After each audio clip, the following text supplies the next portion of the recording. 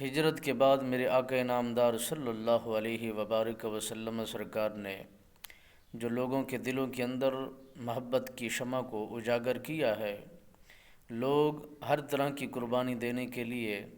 اور ہر طرح کا مال دینے کے لیے پیش پیش رہا کرتے تھے،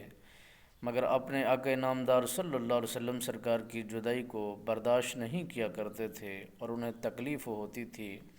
جسم کے ہر حصے کے اندر تکلیف پیدا ہو جایا کرتی تھی۔ اپنے آقا نامدار صلی اللہ علیہ وسلم سرکار کے حسن و جمال کو دیکھنے کے لیے